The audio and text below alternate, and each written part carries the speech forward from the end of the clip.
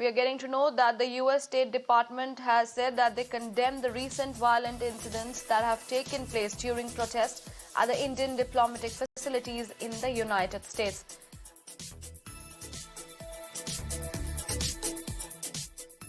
The U.S. government, we condemn the recent violent incidents that have taken place during protests at Indian diplomatic facilities in the United States.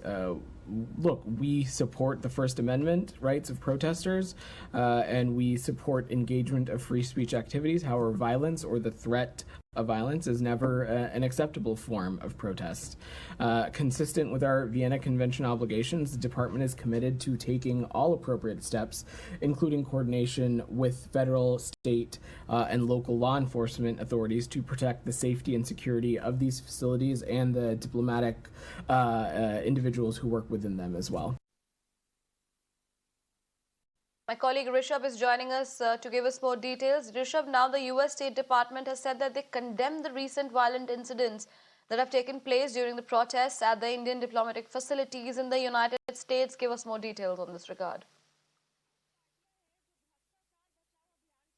So we have seen violence at the protests, be it at Consul General of India in San Francisco or as latest as last weekend, where at the Indian embassy in Washington, D.C., an Indian Indian national and a journalist was attacked and assaulted by the Khalistani mob.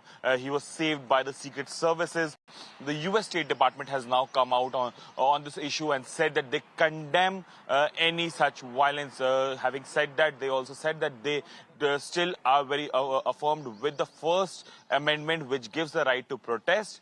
But any violence at any such protest is condemnable, and hence there is no space for violence in U.S. democracy. So the way we know that India summoned and demarched the U.S. diplomat here in India as well, and registered its strongest protest with the United States after the India's Consulate General was attacked in San Francisco early this month. Now, last week, an Indian journalist was also attacked in front of the Indian embassy while he was covering the Khalistan protests, pro-Khalistan protests. So, the State Department coming out clear that the violence has no space. Right to free speech and protest definitely stands a constitutional right. But if there is a violence, that will be dealt very, very seriously. All right, Rishabh, keep tracking in for more details that come in on that story, but we leave it at that.